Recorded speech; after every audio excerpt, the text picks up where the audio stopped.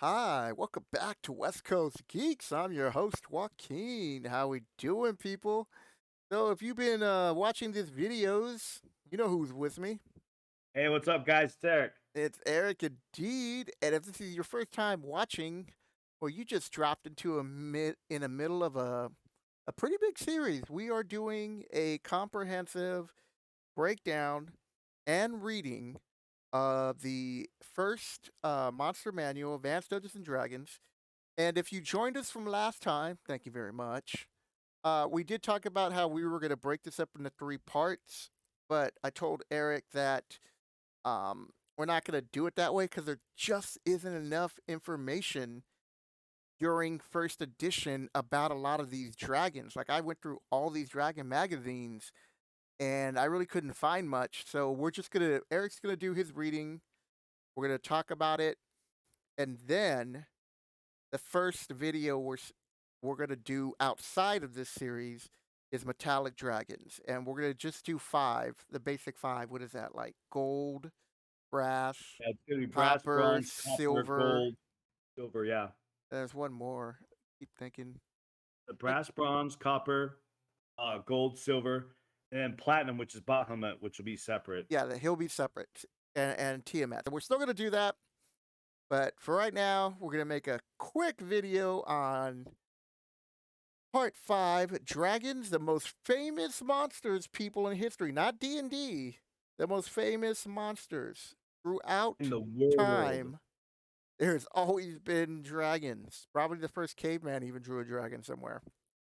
right? With the UFO. Yeah, pretty much. All right, so go ahead and grab your drink and get your Cheetos ready because Eric's now going to read the description This of the massive introduction dragon. to dragons. Look at Yeah, that little but you don't baby have to worry dragon. about the attack. Yeah, no, this But is you just gonna be read a the short subdue. synopsis. Don't worry about the example, and then you can read the Yeah, rest because they should be able to hear about this information. yeah. So the first paragraph we saw: dragons come in many colors, sizes, shapes, and alignments. Two sorts of dragons, the chromatic dragon and the platinum dragon, are singular individuals, and there are no others of their type. Each dragon sort will be treated individually hereafter. General information and common characteristics will be given here.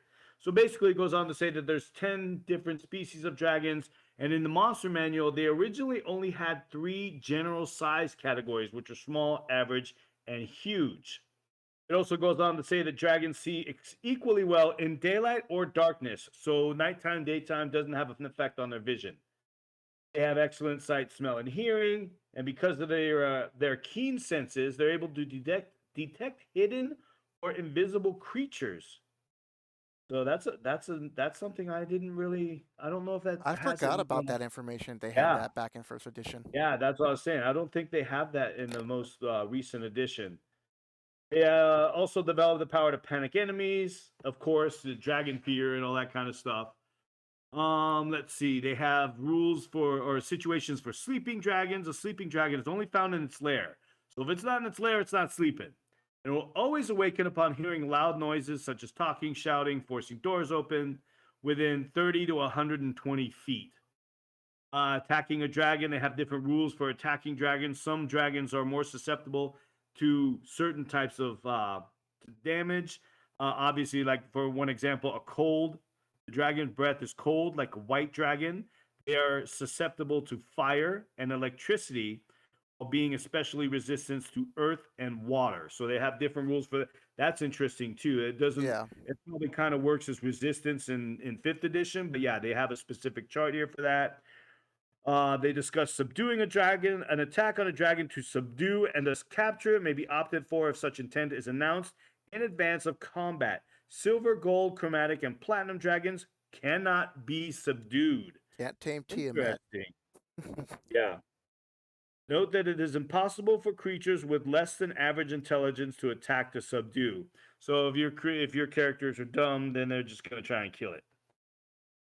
They go on to give different examples for subduing a dragon, rules for subduing a dragon, the value of a subdued dragon. Larger town, really? Okay, so larger towns and cities will usually have a market for dragons. That's interesting. Yeah, If a it dragon is. is sold, it usually goes out of the game, although the referee may wish to assign it to some or of his special NPCs whom he runs for another encounter. So expect that dragon to be back and be pissed. Ooh. The selling price of a subdued dragon ranges from 100 to 800 gold pieces per hit point. So yeah, that's quite an expensive dragon. Yes. They have the length of a subdual, how long you can keep them subdued, encountering multiple dragons. If two or more dragons are encountered outside their lair, it will be a mated pair. They tend to be solitary animals. Um, More so, if you meet more of them, they're going to be younger dragons. They go on to describe some of their treasure, different weaknesses. The innate cowardice of dragonkind is shown by the fact that most can be subdued. That's interesting. They say the innate cowardice of dragonkind. That's a bold statement, man. Yeah, they were out there in first edition, dude. Yeah, man. Like them funny dinosaurs they had. Hmm? Dragons' egotistic nature makes them subject to flattery, which is commonly known. And Yes. it also makes them more stupid of them, prone to attack other powerful creatures whom they view as disputing their dominating position. Greed and avarice are major motivating factors in all but the loftiest of dragons. So they are subject to manipulations by very clever persons or the prospect of actual treasure and the promise of more forthcoming. I could see And that they working go, in fifth. yeah, yeah, that's a common thing, especially with evil dragons. Trying to use flattery and deception to kind of, oh well, if you help us do this, there's a possibility that you'll be able to expand upon your hoard. And Yep. that's another thing they go into later. The extreme greed and avarice of dragons is something that motivates them almost fully. Yep. So this is the origins of it. Yeah. So here we go with the first dragon in the alphabetical order is the black dragon, Draco Causticus spetum. The Ooh. black dragon is typically found in miasmal swamps or marshes, although they also inhabit subterranean lairs as well, for black dragons always seek to lair in deep, dark caves. They tend towards the midpoint between law and chaos in their evil.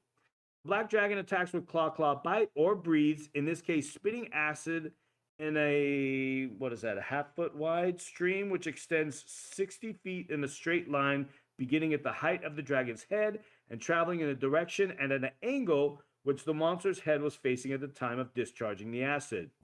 Black dragons can speak and are capable of using magic and can employ one first level spell for each stage of their maturity. Roll randomly determine which spells. The spells they are known from the ordinary spells which they are required only a spoken component, so they don't have to do a any kind of Material. somatic or what is the other one? Somatic. What is the other one? Is it Spell like components. vocal and then the material where you got to have the Yes, component? material. That's what it is. Okay, I drew a blank for a second. Yeah, I can't even remember the proper name for it, but I know it's the. Right? Yeah, it's material components, verbal, somatic, and material. So they only have to know the verbal. All right, so that's the black dragon. The blue dragon, Draco electricus. Blue dragons, Electric Kiss. I'm sorry. I Go know ahead. electricus. I get some fancy, weird Latin. Let's see. Also, I will say about black dragons again, going back to that new D&D trailer, that was amazing. It was. They have when that acid came, I was like, oh, you automatically know what kind of dragon it is. Yep. You're like, all right. Let's see. Back to here. Blue dragons typically prefer deserts and arid lands. Like others of their kind, their lair is always some vast cave or underground cavern. The attack of a blue dragon is a claw bite or the use of its breath weapon. A blue dragon is capable of discharging a bolt of electricity or lightning in a straight line, half a foot wide by 100. Is that 10 feet long? No, that can't be right. Some of the distances they use here are really off. They don't make any sense. Yeah, I I'm don't think. assuming that's Well, 100 feet. they weren't really thinking about grid systems back then, Yeah, so they were just kind of letting the DM know, it's like, yeah, he can shoot it pretty far, so I think they're using it like a foot wide and 100 feet long. Yeah. This discharge is always of the stated proportion. Speaking blue dragons, which are able to use spell, do so as follows for each stage of maturity. First through third, again, first level, 4 through 6. Second level, 7 to 8, again, a third. Thus, an ancient blue dragon would have 3 first, 3 second, 2 third level spells. Determine all spells randomly. If the same spell is rolled twice, the dragon is able to use the spells twice per day. So they're limited to once per day. Minor spell casting, not really impressive if you stop and think about it. And another interesting thing, I'm looking at the stats as I'm going through this, and it shows that they have chance of. This is the first time I've seen this in this book, and it says like for the blue dragon, chance of speaking 60%, magic use 30%, and sleeping 30%. So there's different. That's interesting. The black dragon was speaking 30%, magic use 10%, and sleeping 50%. Maybe those guys are just sleepy dragons. Yeah, they're But yeah, there's that's an like a interesting. 50% chance they're letting the DM know that the dragon's asleep.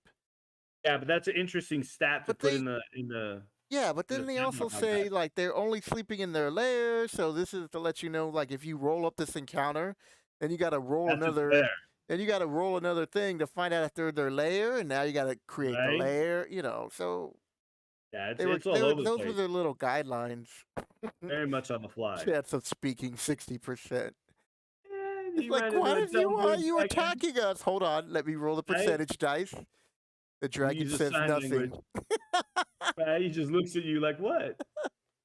Oh my goodness. All right, the next one we got Brass Dragon, Draco, Impudentus Gallus. This one has a 30% chance of speaking, 30% chance of magic use, and 50% chance. He's a sleepy bitch too. Yep. Yep. They're not Sandy early Desert risers. Regions. Yeah, they are definitely sleeping till noon. Sandy desert regions are the typical habitat of brass dragons, whose cavernous lairs are often found therein.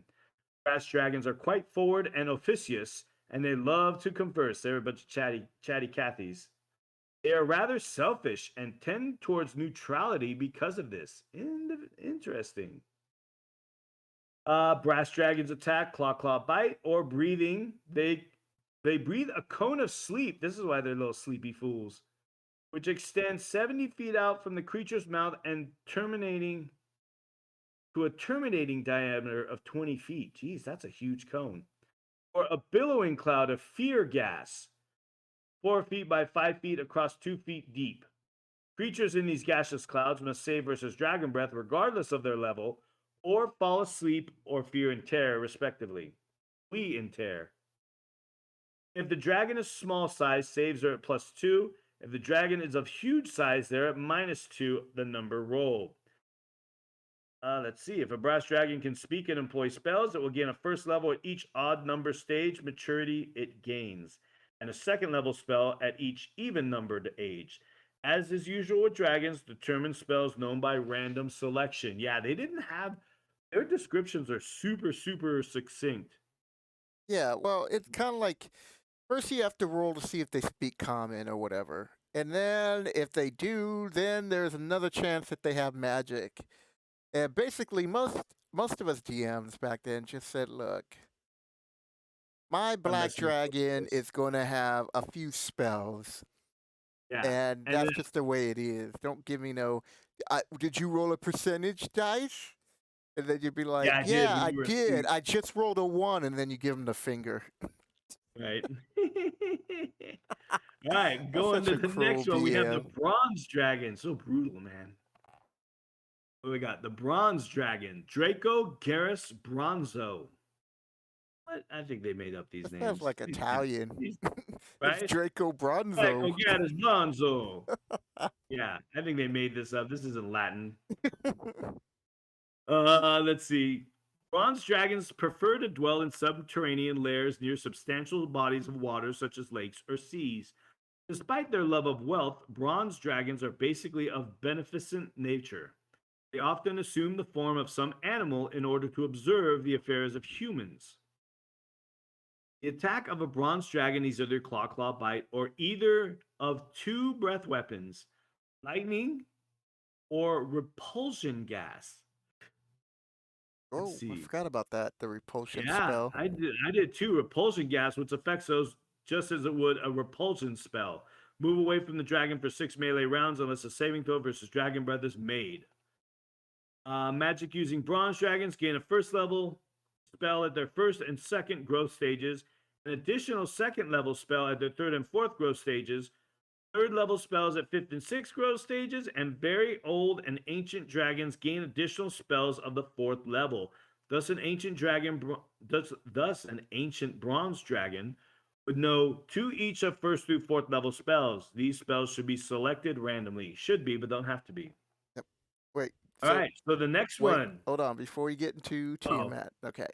So I was telling Eric that when I wanted to do this series of videos that we were just gonna, he was gonna read from the book, and I would find any information that I could find, and most of it's gonna be basically Dragon magazine. There was nothing else, and if it was, it was like homebrewed stuff that was had some minor publications.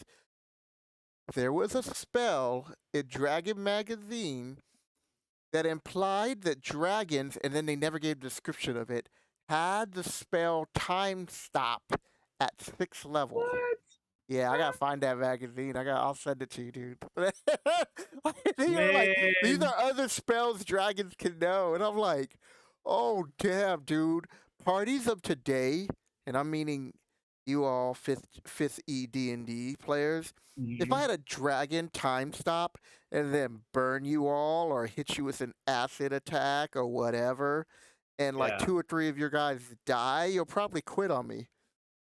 You're Well, like, what the hell was I don't know that? how the spell works because I don't know if you can attack somebody in a time stop because it's a stasis, like it's an area effect, so it stops everything. Doesn't stop the person who casts it. Read time stop. That's what I'm saying. I don't know. I haven't read it. I wasn't sure if it did that or not. From my recollection, I'd Uh, have to look it back up for first edition time yeah, stop, but it was pretty brutal. All right, yeah, that's so that's what the spells that they were kind of like giving them, like, oh, you could do right. this. I'm like, that's just cruel. Even from this is coming from me. So Yeah, coming from the sadist DM, the doppelganger killing off a player. So if you want to know right? about that story, watch Dude, our other video, letter D, to learn about that. All yeah, right, yeah. now let's give When the Thurm got queen killed her last night, I thought he due. was coming back as a doppelganger. I was like, if Thurm comes back as a doppelganger, Joaquin, This I'm like, get your ass. we played D&D last night. We get together every other Monday, and it was brutal.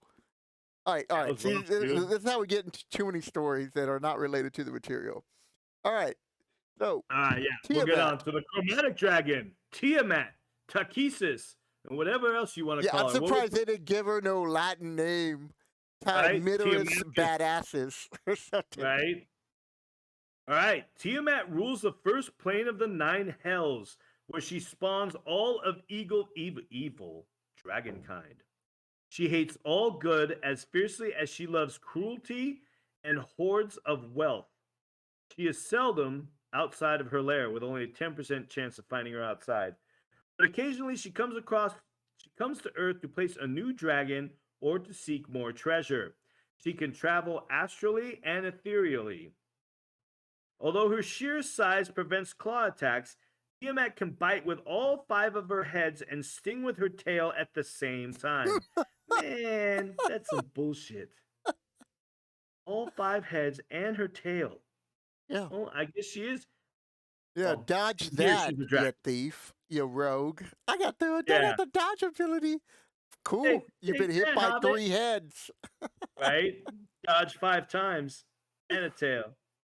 And a She can tail. breathe with and a tail. She can breathe with one or more of these heads or cast spells with one or more of the heads at the same time. This is stupid. If I ever run across her, I'm running. Tiamat's head are white, black, green, blue, and red. Her breath weapons correspond to the color of each head, exactly duplicating the size and shape of the appropriate dragon's breath weapon and doing damage equal to a huge ancient dragon of the species applicable, i.e., 56 points from cold, 64 acid, 72 chlorine, 80 points electrical, and 88 points fire. She can use each breath weapon but once per day. Note that each of her heads is also capable of employing 2 spells. Yeesh, that's rough. Each of Tiamat's heads can withstand 16 points of damage before going out of commission until regeneration replaces it the following day. Wait, only 16 points of damage for each head? Yeah, they Interesting. were weird. Yeah. And look at this. If her body takes more than 48 hit points of damage, she is dispelled to her own plane of hell or slain if fought in hell, just as any other devil. What?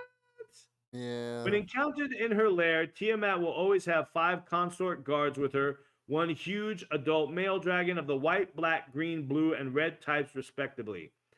They are all able to speak and use spells if applicable. This is the description. Tiamat's heads have already been noted. These colors run the length of each neck and into the forepart of the body as stripes, gradually blending to 3 stripes of gray, blue, green, and purple over her back and hindquarters, and merging into a muddy dark brown tail. Her underbelly and legs are greenish white, fading into her upper body colors. So, if I were to read this, Tiamat's a bitch. Well, here's the Like, thing. It's like that's so insane. they knew that they knew that they made a busted dragon. So they're like, well, I guess we gotta give her some weaknesses. So as a DM, you would read this and you're like, yeah, I got all this. Oh, wait, okay. Yeah. So it Get to that forced second you, paragraph, son. yeah, it forced you to really play her more intelligently. And I think Well, that's what and they she also comes wanted. with 5 bodyguards. Yeah. Well, on top of that, I'm just saying if you fought her in the prime material plane, for whatever Mhm. reason, they wanted you to play her more intelligently and not some brute that just came down and landed and be like, I'm Tiamat. No, she'd be Yeah. flying in the air and like, turn one. I hit you with fire. And then, maybe somebody's got some resistance and they do some damage. And then now they have to specify each head to hit. And her armor class is 0 on all of her body and her heads. Mhm. Then round 2. And that's Let's pretty see who nuts, else is man. standing. Now, and it's not like as a DM you rolled. This did 72 points of damage, 80 Yeah. points of damage. Even if you save, that's half. We're talking Yep. first edition characters. On average, if you were a mage, you Yeah, only you'd had have, a like, 20 4-sided hit points, dice yep. times 20 if you got up to that level plus whatever. Yeah, that's still a max of what, 80 hit points plus any con bonus? Yeah, I don't know if they did com bonuses back then at that time Yeah. to Yeah, add they for did hit con points. bonuses. Mhm. Did they?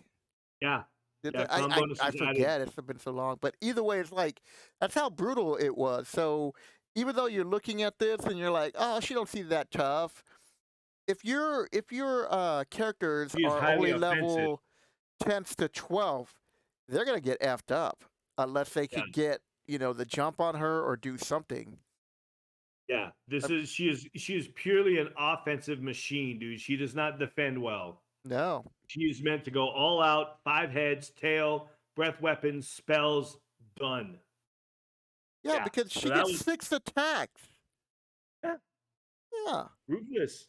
So she can like be biting you with a few heads, hit you with the tail, and breath weapon in the same And turn. cast a spell.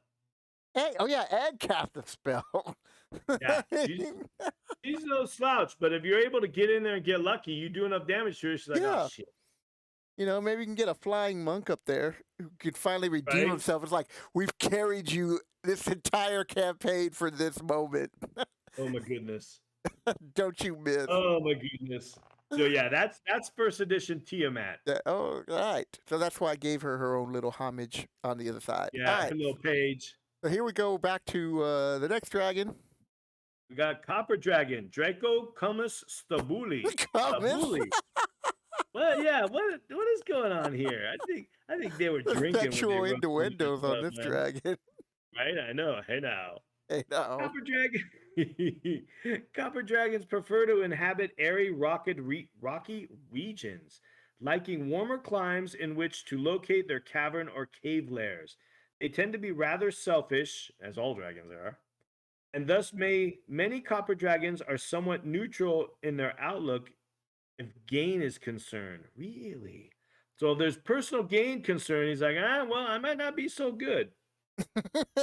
Interesting. Yeah. Oh, you got some coin? Oh, yeah, we don't need those. Those children don't need to eat. Yep. Man. The normal attack of this kind of dragon is either a claw bite or the use of one or the other of its breath weapons. A discharge of acid exactly similar to that of the black dragon, or a cloud of gas, which will slow any creature therein unless they make their saving throw versus dragon breath.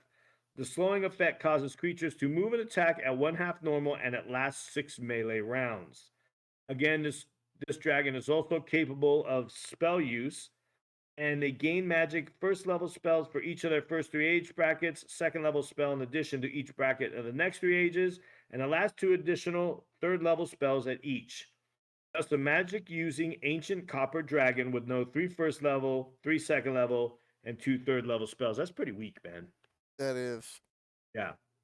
No wonder you didn't find nothing on them. First edition dragons sucked. And all right, here we go. Gold dragon. Draco orientalis sino dux. Dude, they're only So doing that because that's Asian. that's literally, well, yeah, orientalis. Oh, come on, dude. Could you be any more blatant? Oh my goodness. And look at, so all of these dragons look like standard European dragons. Yep. The gold dragon is straight out of, Orientalis, whatever they want to yeah, use. but out of Asia. It's literally an Asian dragon. The only Great. one to look that way. We're gonna get hit with a copyright strike for being racist. Right, I know. They'll be like, oh, you can't have that dragon in there. I didn't do it. Talk to Gygax.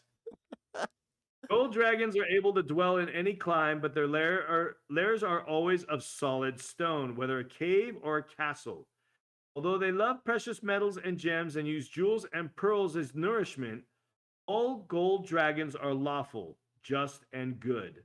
They are able to assume the form of animals or the guise of humanity, for they can polymorph themselves without harm. It is in some other form that they are typically encountered. The attack of a gold dragon can be claw bite routine, or one of 2 breath weapons: fire, or a cone of fire, or chlorine gas in a cloud. Also, a gold dragon is able to cast spells of 1st through 6th level. At the very young age, it has but a single first level spell. As a young dragon, it has 2 such spells. Thereafter, it gains 2 spells of progressively higher level at each new age bracket through old. Thus, at very old and ancient age, they are able to use of a 6th level spell. Let's see. At an ancient age, the gold dragon knows 2 first through 6th level spells, in addition to be able to polymorph self 3 times per day. As gold dragons are so, They can really mess you up. Yeah, they can. As gold dragons are so intelligent, their spells are always of the better sort, and at least half of them actually have regular spell books. What? Of the better sort? Are there like generic? So what they're saying is like you're not giving them like prestidigitation or stuff like that. Yeah, prestidigitation and thaumaturgy. Yeah, you're not giving them you're not giving them the spell like sticks to snakes. Yeah, well, yeah. Why not? Orcus has it. Fuck it. You know what I did notice here? So check this out. They don't say what kind of spells they use. I'm trying to look really quick. They just say spell levels, so they could be good. They could be wizard. Illusionists back then, they could do whatever they want. And as a DM, well, as a DM, you can do whatever the hell you want. But you could also just justify, be like you're sampling in a buffet. You're like, yeah, I like this. I like these druid spell levels at 3rd. I like whatever. I'm gonna take some of this. Yeah, that's interesting. I just noticed that. I'm like, oh, it doesn't say. Through 6th level. That means your 6th level spells are most likely going to be wizard spells. Right. For the high damage or whatever you want to do, BS. Sky's the limit for them. All right. Yeah, they're pretty ruthless. The green dragon. Here we go. Here's a name for you. Draco Chlorinus Nauseous Respiratoris. Oh my god. These are so bad. It's like Maces of Monsters all over again. It really Oh is my like my God. niece made this stuff up. Right? We shouldn't talk shit. This is I mean, I get it. They're trying, but some of it just it's aged very badly. Let's say that. Well, here's the thing. Just if you're gonna be trying to get Latin, right? So you got the Draco. Just see Yeah. what green in Latin and dragon and poison breath. That's it. Yeah. You know, Yeah, they're like making stuff up. Chlorinus? I don't think that's a word. Nauseous is a word. Respiratorius? Yeah, it's just bad. This is amazing. The monster section. Oh yes. my god. We're being mean to dragons. Yep. The race of green dragons prefer to locate their underground lairs in or near woods or forests of the bleaker, wildest sort if possible. They are very nasty tempered and thoroughly evil. A green dragon can attack by a claw bite routine or by breathing a cloud of poisonous chlorine gas. Those talking green dragons are able to use magic at first level. Well, they gain a first level spell for each of their first 4 ages, and a second level spell for each of the successive ages until a maximum of 4 first and 4 second level spells are known. So yeah, these green dragons I've always liked, Yeah. and I don't, whenever I think of a green dragon, I know it's kind of a little bit off the subject, but the King Lorak with the dragon orb from Dragonlance and Cyan Bloodbane is Yes. kind of whispering in his ear, and you could see King Lorak, the king of the what was it? Not Sylvan Esti. Which else were they? I forget which else it was. It was in the Dragonlance realm. Yeah, like that painting. I think it was Clyde Caldwell that did it. It's amazing. Like that's the dragon Cyan Bloodbane just looks totally and thoroughly evil. Oh Like wow. that picture, that's what I think of when I think of Green Dragons. That was an amazing piece of art. A lot of the early Dungeons and Dragons art, by the big four, Easley, Caldwell, Elmore, and Parkinson were just utterly amazing.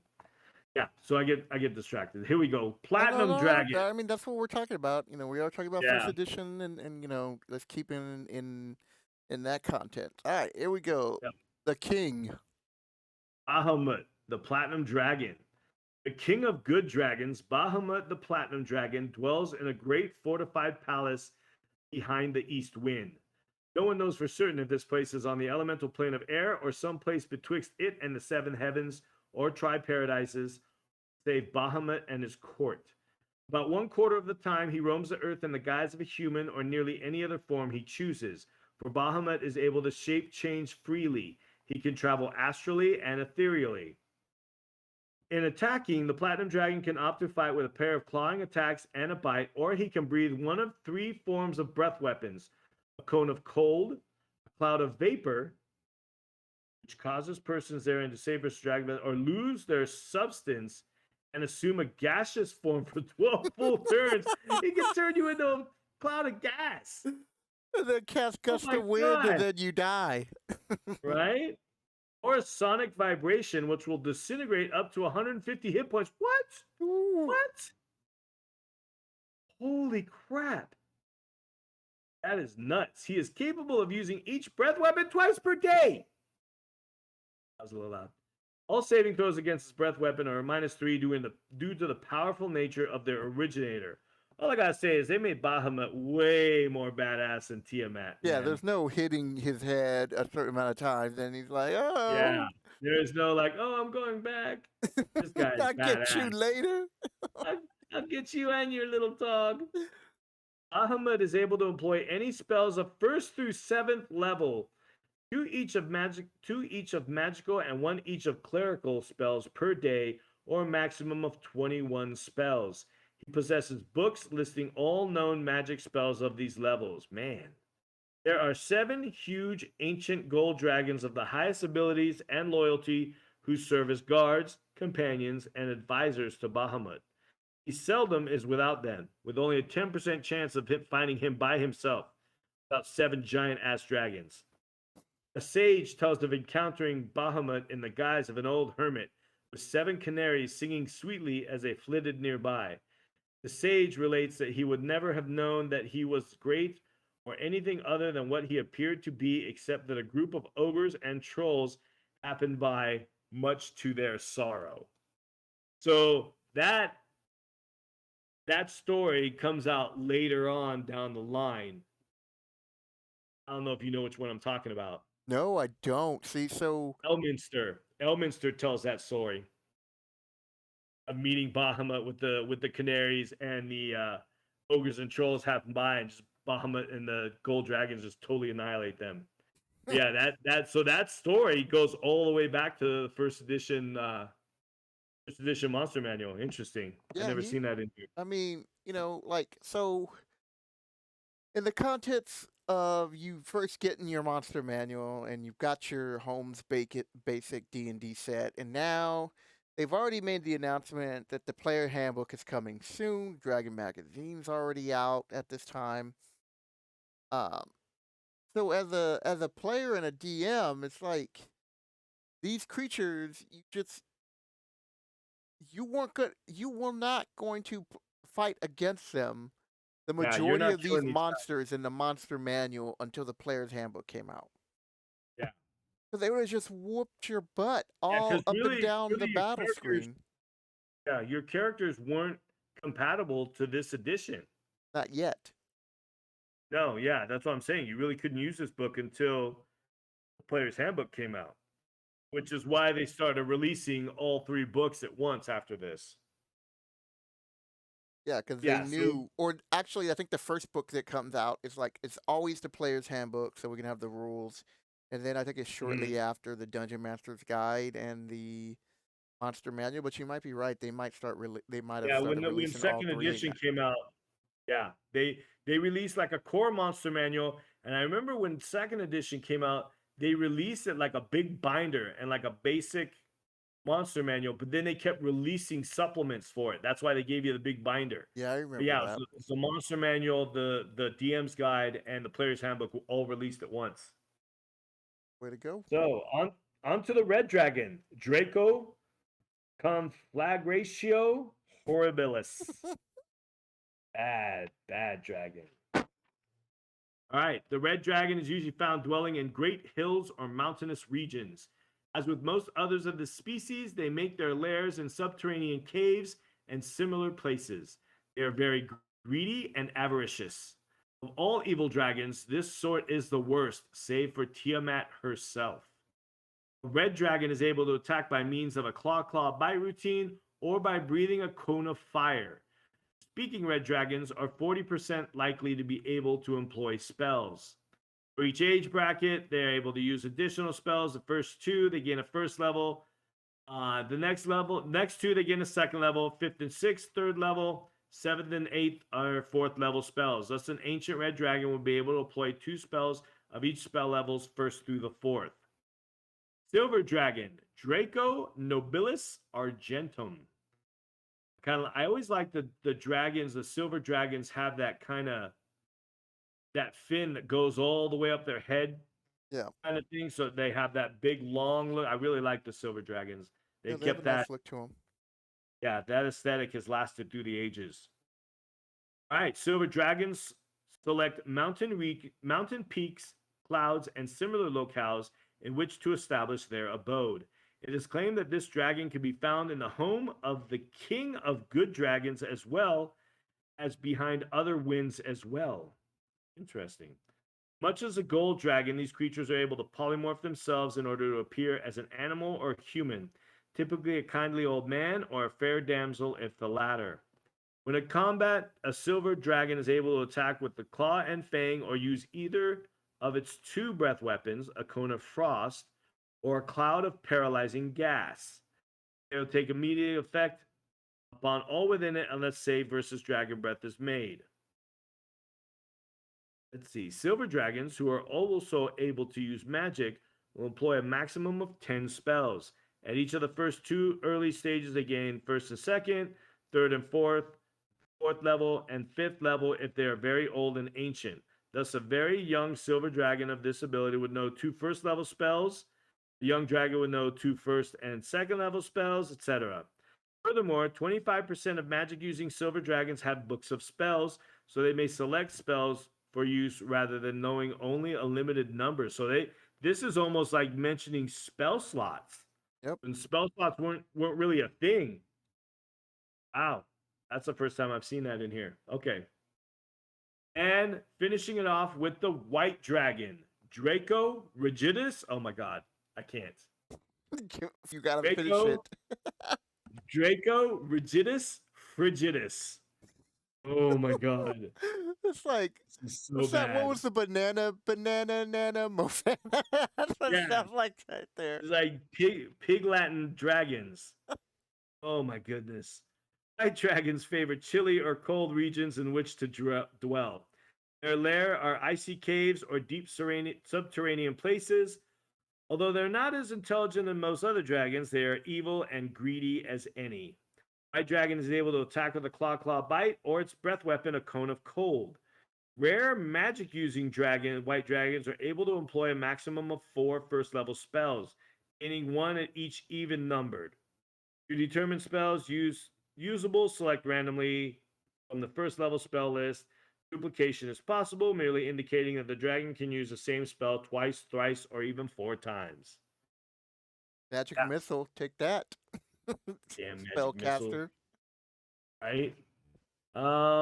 Yeah, that's it for the dragons. Yeah. So, Really quick, to the point, and really, really bad pseudo Latin names. yeah, I like your description of the Latin pig Latin.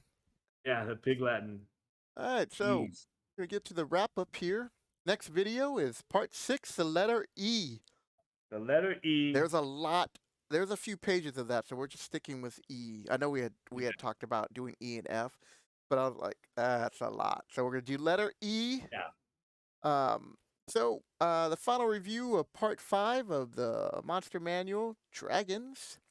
So Eric, what's your favorite dragon? You know what? I would have to go see. Okay, reading this, how they're described in the first monster manual here, it really doesn't. It really don't go in depth as they do later on. But because if I had to pick my favorite dragon, though, it would probably be one of the metallic dragons, and it would probably be the brass or the copper. Because as a DM, I like to interact with my players, and introducing dragons like this, it's kind of it's fun to do that with a disguised dragon. You run an NPC that maybe they know it's dragon, maybe they don't. So those, and since those are monsters that usually, those are dragons that usually do that, are the metallic dragons. Those are, I don't care for the gold dragons, I never have. Yeah. But yeah, like the younger ones, the bronze, the copper, the silver, those are probably my favorite. If I had to pick a favorite chromatic dragon, probably the black dragon. Oh, no, no, I take that back. The green dragon. I I've forgot. always liked the copper dragon just for their Yeah, playfulness, they're and sassy. they're able to help the player characters, but at the same time they'll be like, "Hey, I just helped you kill all these ogres. Where's my cut?" And they'll be like, "What do you mean Yeah. your cut?" And you're like, "My Give me them cut." gems, fool. Yeah, like, Dragon, bitch. and then he's like, "Okay, so there's 10 gold pieces for you, 10 for you, 10 for you, 10 for you, 100 for me. All right, Yeah. 10 for you." It's like, and what are the characters, the player characters, are gonna do? Because I've actually played them like that, where they got a dragon. They were proud of themselves. They convinced the dragon to aid them against some Uh-huh. ogres and stuff, and they Oh, found all this jeez. treasure, and the dragon's like, "All right, cool." And then he made the characters carry all the wealth back to his lair. Oh, no. And then I Oh, had my him I goodness. had him tip them like 100 gold gem for their effort, because it was like a couple of days travel. Like, here you go, here Oh, you go. Jesus, for 2 days. They're like, "Man." And then when it came to like feeding and stuff, he would just lay back and he's like, "Yeah, I usually like eating like 5 to 10 deer. So and this would be like the middle of the day. He's like, we should be starting to break camp soon. You guys gotta go out there and get my food." Right? You guys gotta hunt for the next 4 hours. Eat this dragon, or I might eat But your horses. when they finally did get to, the villain's location and his camp, the dragon made up for it and was able to decimate like the backside of the fortress area, which allowed the player characters to do the Nice. frontal assault. And so they got a lot of treasure, but Yeah. like 50% went to the dragon. So Woo, then they got to cut up the woo. 50%. Yeah, that was crazy. They did not Yeah, like that. I was like, what? I go, that's what the Copper they're like, Dragon F off, does. He helped right? you. He risked his life. Hmm. All That right, poor so copper dragon was in danger. yep. So what was the first dragon you fought as a player? You want to hear something interesting? Yes. My DMs never used dragons. What? Yeah, it was always demons and devils and undead. So when did you fight your first dragon? I have yet to fight a dragon. Shut the hell up. Yeah. Yep. I am thinking about it right now. I'm trying. Yeah, I do not think I've ever no. Uh okay, now this isn't I don't believe this is in there. Does a Draco Lich count? No. Okay, No-ish, yeah. but no, because Yeah, no, I have it's not not fought any of the classical dragons. it is technically part of the dragon family. You know, there are some like these like distant cousins, basically what you're talking about. But yeah, my first dragon that I fought was in the glaciers of the Frost Giant jar, and it was a white Okay. dragon. That's the first dragon I fought in D&D, Wow. and that was scary because there were two of them flying I around, bet. blowing cold on. Now, at this point, we had made preparations before we went in, and so we were, we had cold. Some of us had some cold resistance and other things, but yeah, it was pretty scary. All Yeah, we right. did. Yeah, I don't think I've ever done one. Well, we are going to be playing Starjammers pretty soon, so there are Uh-oh. Astro Dragons and Dreadnoughts Get out. Dragons or Right. something. Maybe you guys will Oof. fight one of those. Okay, and then the last question I have is the first dragon you used as a DM, you know, dungeon Okay, master for those of first you first time watching this video. first dragon I've ever used that the players interacted with knowing that they were a dragon was it was probably a blue dragon because one of the blue dragons dragonborn had actually killed one of the players. So yeah, it was poor Lance and his guy Hank. They fought ignobly, and yeah, they brought the body to the blue dragon, who let them go in exchange for all of their jewelry and a lot of their gems and gold. Dang. Yeah, didn't fight them. The first one I used for where they actually fought the dragon was a black dragon. That's I interesting. Yeah, used so I mean, you don't always have to have your player characters fight the dragon. I mean, yeah, like you they can didn't have they didn't fight him. other. My first experience for actually being able to use a dragon as a DM was the lost caverns of Touchcat. Tenochtitlan or whatever. Lost, Teo Lost Caverns of Suchcat. Touchcast. That's it. Touchcast. Yep, So I Suchcat. want to Yep. say that's the first. 'Cause I'm trying to go through my memory, That one's old and school, dude. I have that module. That thing's yeah, I want to say old. it was a shadow dragon. They felt they Yeah, it was like a weird. It wasn't one of the ones in here. yeah. It was. I remember because even though um I had against the giants, and there's a red dragon and the fire giants and the white dragon. Um, I had that adventure. I want to say that's the first one I used. Like, I was really trying to think. I go, was it the Frost Giants? Because I could have ran the players through that, and then I'm thinking about. I Right? go, the Temple of Evil. And I was trying to think, and Was there I don't. dragons in Temple of Elemental? No, yes, there is in the